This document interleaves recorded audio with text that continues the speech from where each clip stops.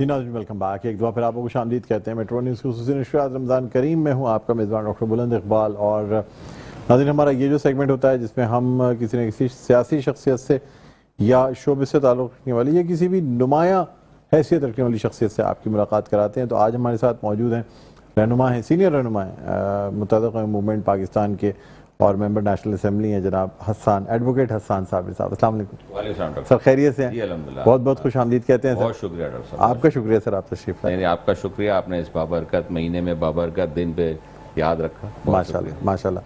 नाज़रीन, इसके अलावा हमारे साथ डॉक्टर महरीन खानज़ादा मौजूद हैं, क्लिनिकल साइकोलॉजिस्ट हैं, माहिर नफ्सियात हैं।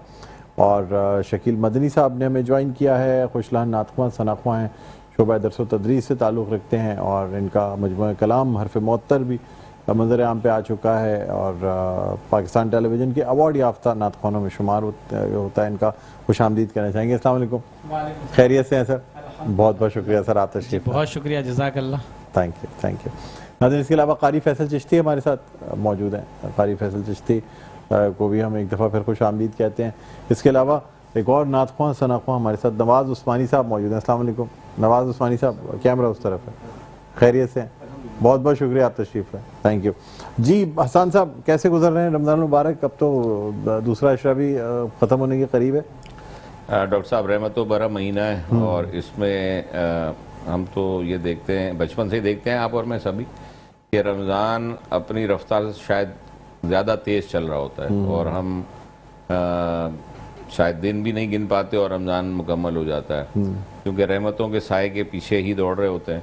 तो इसी तरह से जिस तरह से हमेशा से रमज़ान तेज़ी से निकल रहा होता है, ये इसी तरह अभी भी दफ़ा भी निकल रहा है।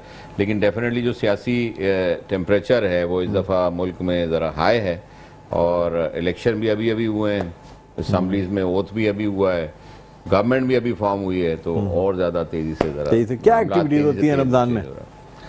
डॉक्टर साहब, एज यूजुअली ये, क्योंकि देखें अभी इलेक्शन हुए, हल्के में लोगों को अभी अब काम की अशद ज़रूरत है और रमज़ान में डेफिनेटली ज़्यादा लोगों को एहसास होना शुरू होता है कि उनके साथ पिछली हुकूमतों ने जो कुछ किया उसका इजाला हो जाना चाहिए, क्योंकि अब वो वोट देकर आए और जिन्होंने वोट लिया है, जैसे मेरे जैसे लोग हैं, एमके पाकिस्तान है, हम हल्कों में उतरे हुए, हम लोगों को बता रहे हैं कि ये जो मैंडेट उनका है वो इस दफ़ा ज़ाया नहीं जाएगा, जिस तरह 2018 से 24 के 23 के दरमियान चला गया उनका ज़ाया, इस दफ़ा ज़ाया नहीं जाएगा। एमक्यू अपने भरपूर अंदाज में जो पिछला उनका तरीका है उसी तरीके से अपने अपने इलाके में अपने अपने लोगों से मिल रही है, बात कर रही है, उनके पानी के मसाइल, उनके बिजली के मसाइल, उनके गैस के मसाइल, उनके। अच्छा, पिछले वाला मैंडेट आप समझते हैं ज़ाया हो गया था 2018 वाला? ऑब्वियसली ज़ाया हुआ था डॉक्टर साहब। देखिए, उन 6 सीटों को भी आप कहते हैं जो आपको मिली थी वो भी ज़ाया हो गया? नहीं, वो ज़ाया नहीं हुए। इसलिए मैं आपको बहुत शॉर्ट करके बताऊंगा कि जब अब हम अगर हैवी मैंडेट के साथ अब हमने सिर्फ आप कह रहे हैं कि पीटीआई वाला मैंडेट? बिल्कुल, मैं बता रहा हूँ, मैं छोटी सी बात करके आपको समझाने की कोशिश करता हूँ कि रिसेंटली अभी हम जब ओथ लेने के बाद हमने पीडब्ल्यूडी के साथ यहाँ कराची में मीटिंग की है और हमने मालूम करने की कोशिश की कि कितना फंड जो है एलोकेट हुआ लास्ट ईयर में और लास्ट ईयर में कितना काम जो है वो पीटीआई के एमपीएज ने या एमएनएज ने जो है वो दिया है यहाँ कराची को। बताइए। तो मालूम ये हुआ कि कराची शहर में जितने एमएनएज थे पीटीआई के, उन्होंने 2 साल में कोई प्रोजेक्ट ही नहीं दिया, पीडब्ल्यूडी में कोई जमा ही नहीं करवाया कोई प्रोजेक्ट।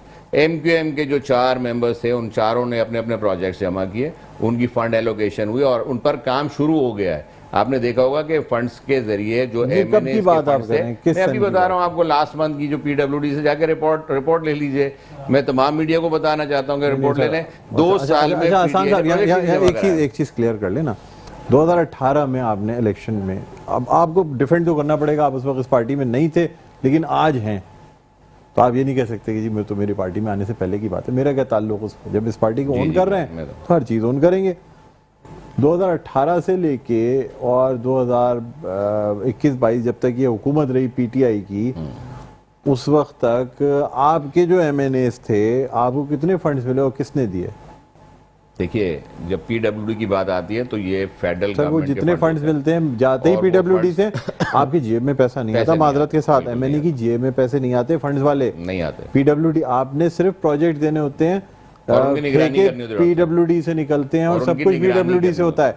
मैं आपसे जानना ये चाह रहा हूँ, एक एमएनए को एक साल में कितने कितने के फंड्स मिले पीडब्ल्यूडी से PWD ठेके बनवाने के? जी अच्छा, ये होता है कि आपको 10 प्रोजेक्ट्स मिलते हैं सैफ के जरिए, और उस 10 प्रोजेक्ट में एक प्रोजेक्ट 5 करोड़ रुपए का होता है। 5 करोड़ रुपए एक प्रोजेक्ट के ऊपर लगते हैं, जो एक यूसी के हिसाब तो 50 करोड़ हो गए ये तो।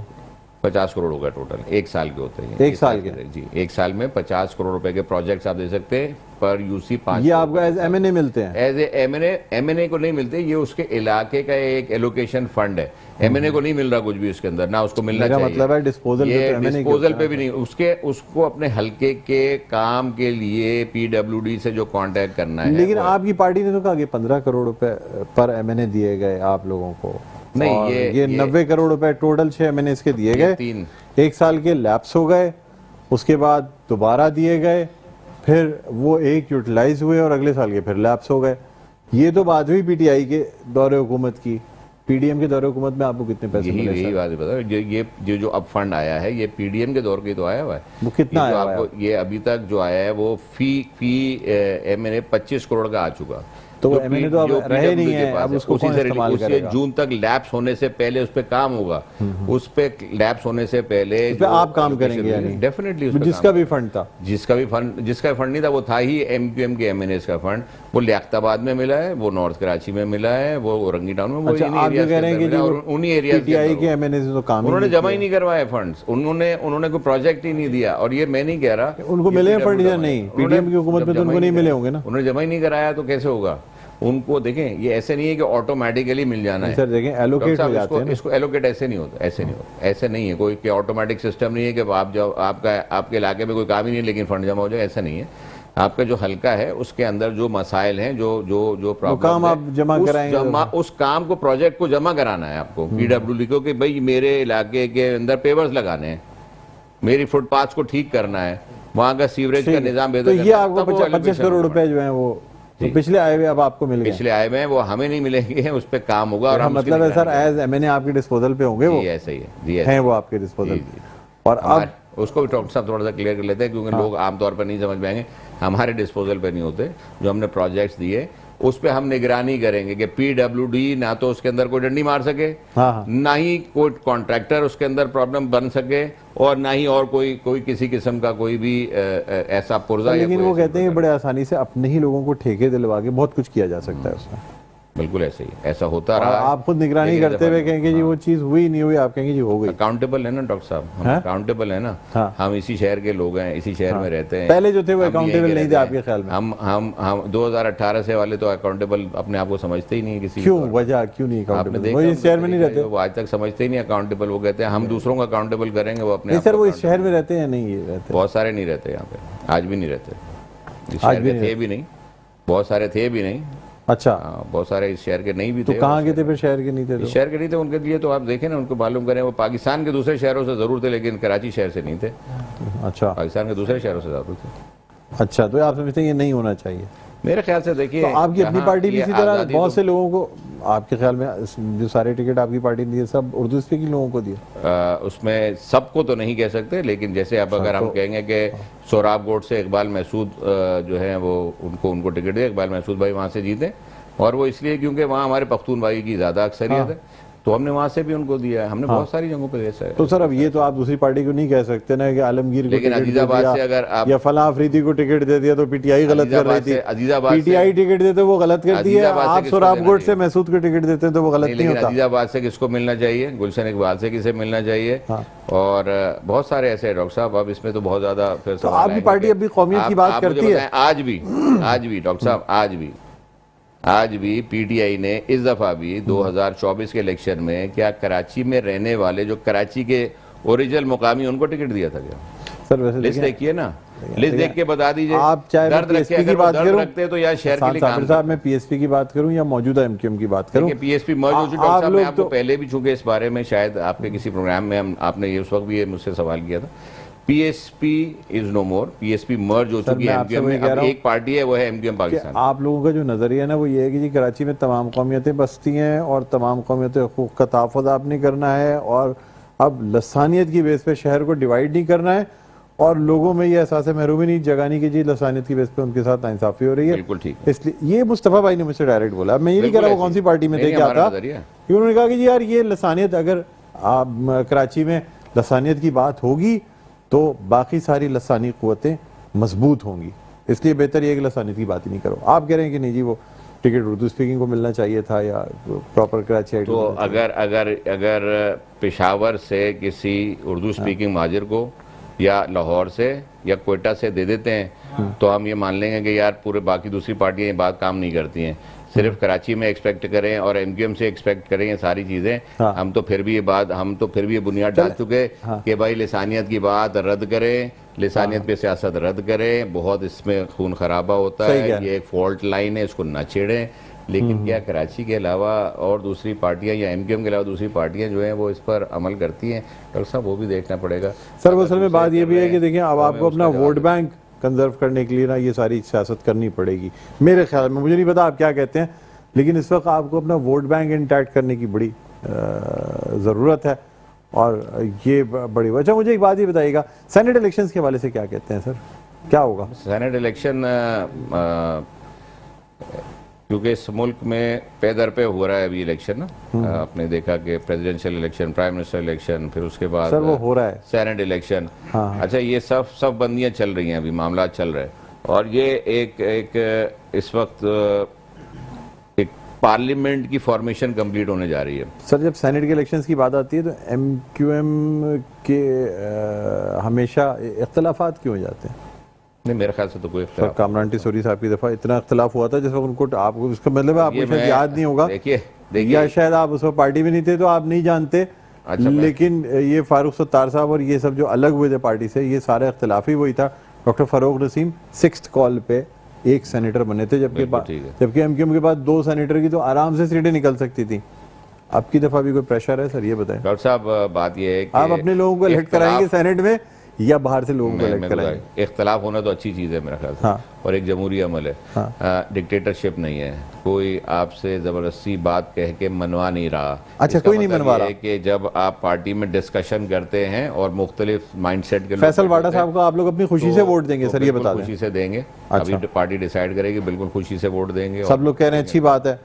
तो सेनेट में यही होना चाहिए कि बाहर से कोई भी जो आपके खिलाफ जो 5 साल आपके खिलाफ बात करता रहे वो आपकी टिकट के ऊपर इलेक्शन लड़ा हो सेनेट में। टिकट तो नहीं सर आप वोट दे रहे हैं उसको? उनको टिकट नहीं इशू किया और अगर हम वोट दे रहे हैं, प्रपोजल सेकेंडर एमक्यूएम का है, अब और टिकट देना किसे कहते हैं? देखिए party certificate is different issue ना। पार्टी सर्टिफिकेट जो पार्टी की नुमाइंदगी करे जाके एक आजाद हैसियत। देखिए हमारे एक सेकेंडर किसी से इजाजत लेके प्रपोज सेकंड किया होगा ना सर, ये पार्टी में कोई डिसिप्लिन नहीं है। नसीम भाई हमारे जो है उनका टेन्योर कंप्लीट हुआ एक सेनेट और रेशो के हिसाब से अगर करते तो एक क्लियर सीट है हमारे पास, एक क्लियर सीट 7th कॉल में आ जाएगी, एक 7th कॉल में आती है, ठीक है। तो एक जो क्लियर सीट है उस पे तो एमक्यूएम के टिकट होल्डर इलेक्शन लड़ रहा है ना। अच्छा, और एक जो वो वाली है उस पे तो किसने दूसरी सीट है, वो किसने कहा सीट एमक्यूएम की क्लियर नहीं है अगर, और उस पर किसी को वोट देना। फैसल वाडा का नाम फ्लोट किसने किया आपकी पार्टी में? फैसल वाडा साहब ने खुद हमसे दरखास्त की, हमारी लीडरशिप से दरखास्त की, तो उस पे उन्होंने मान लिया आपकी लीडरशिप डेफिनेटली। तो कोई भी इस तरह अगर जाके कई उनके ऊपर जो है वो बात हुई है, कई तरह से उनके साथ। अगर मैं ये ख्वाहिश जाहिर करूं और आपकी पार्टी में आके दरख्वास्त करूं कि मुझे सेनेट के इलेक्शन में वोट कंसीडर किया जाएगा। देखिए हमारा एक बोर्ड है हाँ। और ऐसा नहीं है कि हमने इलेक्शन में भी हमने लोगों को कंटेस्ट करवाया, हमने उसमें भी लोगों को दिया है। आप देखेंगे तो हमारे पास प्रोविंशियल असेंबली की बहुत सारी सीट्स हैं जिसके ऊपर हमने नए लोगों को चांस दिया। चले इस पर मजीद गुफ्तगू करेंगे, इस पर बात करेंगे क्या वजारत लेना आपके लिए या वजारत लेना आपके लिए इस वक्त के हालात में वफाकी हुकूमत में ठीक है या नहीं, और अगर ली तो फिर क्यों ली, जबकि बड़ी बातें होती रहीं और ऐसे हालात में जब बहुत सी ऑडियोज़ भी लीक हुई। इस पर मजीद बात करेंगे एक छोटे से वक्फे के बाद। नाज़रीन मिलते हैं, कहीं ना जाइएगा, देखते रहिए मरकूज़ नशरियात रमज़ान करीम। जी नाज़रीन वेलकम बैक, एक दो फिर आपको खुशामदीद कहते हैं मेट्रो न्यूज़ की खुसूसी नशरियात रमज़ान करीम। मैं हूँ आपका मेज़बान डॉक्टर बुलंद इकबाल। हमारे साथ मौजूद हैं हसन साबिर साहब, एडवोकेट हसन साबिर, जो कि सीनियर रहनुमा एमक्यूएम के और मेंबर नेशनल असेंबली हैं। इनसे ब्रेक पे जाने से पहले गुफ्तगू हो रही थी। सर पीडीएम की हुकूमत में आपने वजारतें ले ली, एमक्यूएम की हुकूमत में वजारतें ले ली, अब फिर से वजारतें ले ली, वजारत ले ली, वजारतें तो इस दफा मिली नहीं। ठीक है, हाँ तो मतलब कोई फायदेमंद चीज़ है वजारत? डॉक्टर साहब मैं एक अर्ज करूँ, देखें अनडिक्लेयर्ड माइनॉरिटी है ये शहर। इस शहर के अंदर पूरे पाकिस्तान से हर जबान हर शहर के लोग बसते और अपने रोजगार के लिए आते हैं, बहुत अच्छी बात है, आना भी चाहिए। लेकिन दुनिया भर में जहाँ कहीं लोग रोजगार के लिए जिस शहर में जाते हैं उस शहर में रहने वालों का हक पहले होता है। अगर आप दुनिया में न्यूयॉर्क की मिसाल ले लें, दुबई की मिसाल ले लें, अभी दुनिया भर में जहाँ लोग रोजगार के लिए जाते हैं, इवन इंडिया में अगर बॉम्बे की भी मिसाल ले लें, तो पहला राइट वहाँ के रहने वाले शहरियों का होता है। लेकिन कराची में ऐसा नहीं हो रहा है। तो कराची के लोग अपने आप को बिल्कुल एक माइनॉरिटी फील करने लग गए ठीक कि हम क्या इस पाकिस्तान की माइनॉरिटी हैं। अच्छा, जब माइनॉरिटी कहीं पे बन जाती है तो फिर वो अपने हुकूक के लिए हुकूमत पे जाती है, किसी ना किसी सेगमेंट में जाती है। तो एमक्यूएम को आप पूरी मीडिया में देखिए तो एमक्यूएम को कराची की या हैदराबाद की ही रिप्रेजेंटेटिव जमात कहा जाता है। तो रिप्रेजेंटेशन के लिए जब ऐवान में जाएंगे तो मामला को हल करने के लिए गवर्नमेंट में रहना पड़ेगा, अपोजिशन में मामला हल नहीं होंगे। सर, गवर्नमेंट में वजारत लेना जरूरी है क्या? वजारत लेनी पड़ेगी, इसलिए लेनी होगी। पीपल्स पार्टी भी हुकूमत में है आपको हुकूमत देखिए, पीपल्स पार्टी के पास सिंध गवर्नमेंट है ना। अच्छा, उनके लिए वो काफी है। पार्टी के पास वो सिंध गवर्नमेंट काफी से भी ज्यादा है, काफी से भी ज्यादा है उनके पास। तो इस माइनॉरिटी को डिफाइन करने और डिफेंड करने के लिए राइट के लिए आपको हुकूमत में जाना पड़ता है। और एमक्यूएम हर दफा जाएगी हुकूमत में, इसलिए जाएगी क्योंकि वरना अपोजिशन में कोई आवाज नहीं सुन सकता। देखें, सेंसस के मामले के ऊपर एमक्यूएम ने जिस तरह से अपना रोल प्ले किया, वो अगर पीडीएम की गवर्नमेंट में नहीं होती तो बात नहीं सुनी जाती। हम क्या इश्तिहार लगाते रहते हैं, यहाँ पे बैनर बांधते रहते हैं, अपने जो है वो जल से जुलूस करते रहते हैं, लेकिन लोग नहीं गिने जा सकते। चले सर, वो सारी बात मैंने आपकी मान रहा हूँ, बजा फरमा रहे हैं आप। मुझे बताइए, गवर्नरशिप रह जाएगी आपके पास या नहीं रहेगी? रहने से मतलब ये कामरान टिसोरी साहब रह जाएंगे या नहीं? देखें, ये तो वक्त बताएगा, वक्त ही बताएगा कि सर आप लोग क्यों नहीं पूछते जिनसे आप डील करते हैं? जब आप हुकूमत में जाते हैं तो कम से कम एक चीज तो आदमी एक क्लियर पॉइंट के साथ जाता है ना कि यार कम से कम यार गवर्नरशिप हमें दे देना। शख्सियत पे तो कभी भी बात नहीं होती है, एमक्यूएम में ओहदों पे कभी बात नहीं होती है, एमक्यूएम जिम्मेदारियों पे बात करती है और एमक्यूएम में जिम्मेदारियां। लेकिन इस दफा तो बात ही शख्सियत पे हुई मेरे ख्याल में, क्योंकि गवर्नरशिप के लिए तो खुशबख्श शुजात साहिबा का भी नाम आया था, लेकिन एमक्यूएम की तरफ से कहा गया कि हमें कामरान टिसोरी साहब ही चाहिए। बिल्कुल, ये बात दुरुस्त है, बिल्कुल कही है, बिल्कुल कही है। और इसलिए कही है कि देखिए, कामरान टिसोरी साहब पिछले 2 साल से डिलीवर कर रहे हैं और डिलीवर भी कर रहे हैं। और वो न सिर्फ आम लोगों में उन्होंने जो है वो अपनी बहुत ज़्यादा उनको पजीराई हासिल है। वो एमक्यूएम के इस बैनर के साथ मौजूद है कि एमक्यूएम इस शहर में रहने वाले लोगों को अपनायत का एहसास दिला रही है। तो एमक्यूएम तो यही करती है, इसी तरह से अब लोगों के दिलों में बसती है। तो अगर कामरान टिसोरी साहब अच्छा काम कर रहे हैं, उस ऑफिस का सही इस्तेमाल 11 महीनों में भी डिलीवर करना चाहिए। हमारे अंदर एक सब्र पैदा होना चाहिए, क्योंकि अल्लाह ताला ने हमें ये हुक्म दिया है कि वस्तईनो बिस्सब्र वस्सलात, हमें सब्र से और सलाह से काम लेना है। जब हम इन 2 चीज़ों से काम लेंगे तो यकीन जाने हमारे मसाइल खुद ब खुद हल होने लगेंगे, क्योंकि अल्लाह ताला ने हमें अपनी इबादत के लिए पैदा किया और हमारी इबादत में ये शामिल है कि हम खल्क़े खुदा की खिदमत करें। और खल्क़े खुदा की खिदमत के लिए सबसे बेहतर जज्बा जो है वो सियासत का है। सियासत बुरी नहीं है, बुरे लोग इसलिए आ जाते हैं कि अच्छे लोग उस तरफ राग़िब नहीं होते। तो अच्छे लोगों को सियासत की तरफ आना चाहिए ताकि बुरे लोग दूर हो जाए। बिल्कुल सही बात है, आप जैसे अच्छे लोगों को मौजूद रहना चाहिए सियासत में, बड़ी अच्छी बात है। हसन साबिर साहब, कुछ गिफ्ट्स आप बैठे तशरीफ रखें सर, आप मेहमान हैं हमारे। एमजी गारमेंट का गिफ्ट है, इसके अलावा क्विज की जानिब से गिफ्ट दिया जा रहा है सर आपको। बहुत शुक्रिया डॉक्टर साहब। और इसके साथ साथ यूनिक की जानिब से, बैटरीज की जानिब से गिफ्ट दिया जा रहा है। कुछ मजीद भी गिफ्ट हैम्पर्स हैं जो फ्रूटफुल वगैरह के और दूसरे आपके साथ जाएंगे। बहुत बहुत शुक्रिया, आप तशरीफ रखें। नाज़रीन, इसी के साथ यहाँ हम एक छोटा सा वक्फा लेंगे, इसलिए कि हसन साबिर को तशरीफ ले जाना है। मुख्तलिफ अफ्तार पार्टियाँ और बड़ी सियासी जो अपॉइंटमेंट्स हैं वो होती हैं, बड़े मसरूफ़ आदमी हैं, मेंबर नेशनल असम्बली हैं, तो हम we wish him all the best. बहुत शुक्रिया सर, आप तशरीफ लाए, आपका बहुत बहुत शुक्रिया सर। नाज़रीन, वक्फे के बाद दोबारा आपकी खिदमत में हाज़िर होते हैं। मेरा पहला रोज़ा सेगमेंट हुआ, कहीं न जाइएगा, देखते रहिए हमारी खुसूसी नशरियात रमज़ान अल करीम।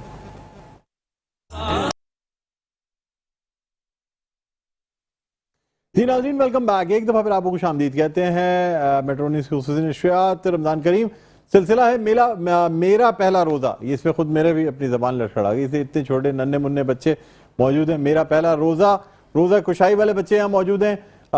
हनीफिया हंटर बीफ ब्रोस्ट और बर्गर्स के ताउन से ये सेगमेंट पेश किया जाता है। और आपको बताते चलें कि इसके अलावा मुख्तलिफ दीगर स्पॉन्सर जो हैं उसमें पिज़्ज़ा बेक, कीवी, ग्लिंट, इसके अलावा Black Cat, Unique batteries, Fruitful, Bake Shake. But साहब गिफ्ट तो दिखाई नहीं रहे हैं, जब तक दिखाएंगे उस वक्त तक तो ये पूरा वही खत्म हो जाएगा सेगमेंट। बेक शेक और यूनिक, फ्रूटफुल, ये तमाम चीज़ें जो है मौजूद हैं। बच्चे हमारे साथ मौजूद हैं, इनसे जानना चाहेंगे। जी बेटा माइक पे बताइएगा। अस्सलाम वालेकुम। वालेकुम अस्सलाम। क्या नाम है आपका? उधर देखिएगा जी। मेरा नाम अनाबा है। अनाबा। अनाबा कौन सी क्लास में पढ़ती हैं आप? मैं 5 क्लास में पढ़ती हूँ। माशाल्लाह माशाल्लाह। और रोज़ा तो आप पहले से रख रहे होंगे, रोज़े तो फील तो नहीं हुआ आपको?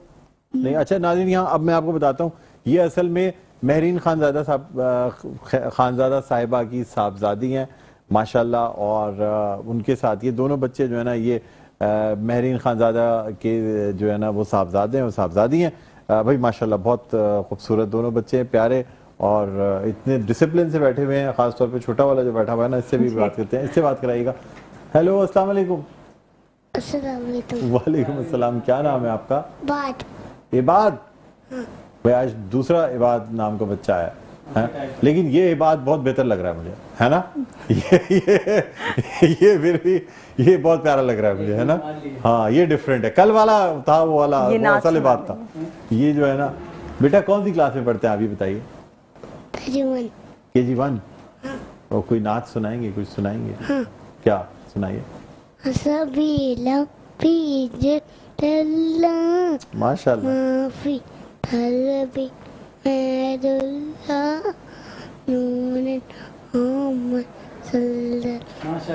माशाल्लाह भाई माशाल्लाह। अच्छा नाज़रीन, आपको एक बात बताऊं कि अनाबा जो है ये इबाद के साथ इसका ख्याल रखने के लिए आई है, कितनी बड़ी बात है।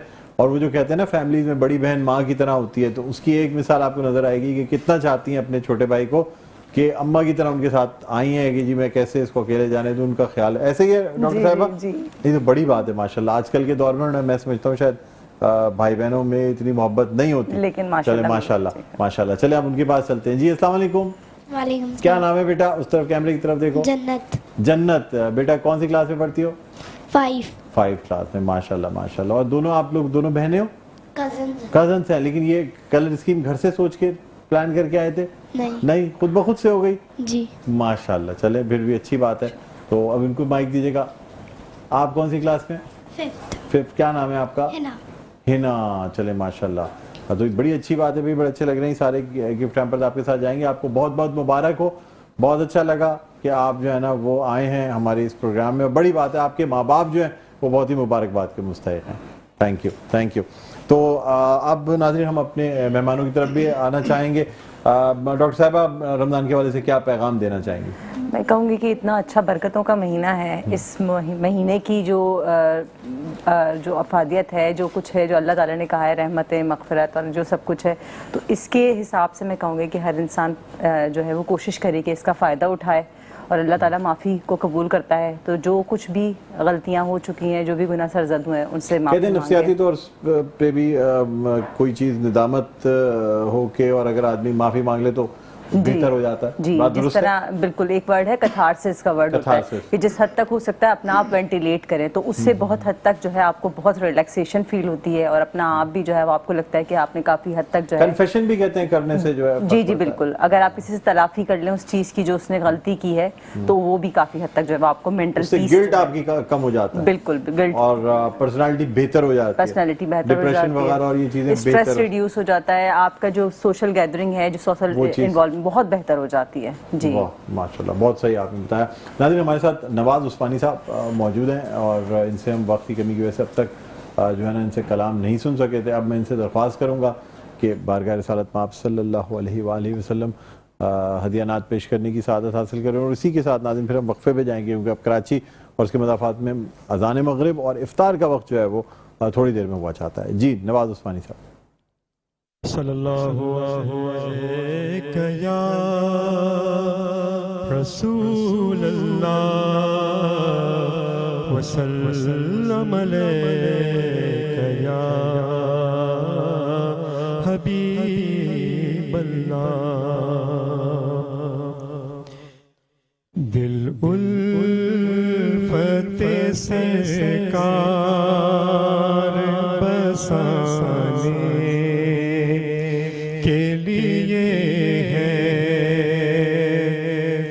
दिल उल्फत सरकार बसाने के लिए है।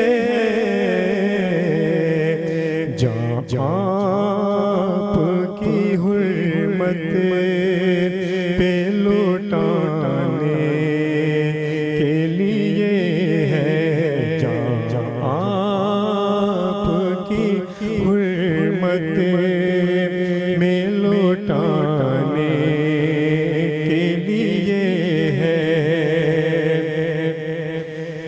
दिल कहने लगा करते ही गुंबद का नजारा, दिल कहने लगा करते ही गुंबद का नजारा, ये नक्श तो आँखों में सजाने के लिए है, नक्श तो आँखों में सजाने के लिए है। कितनी बड़ी नेमत है ये आका का वसीला,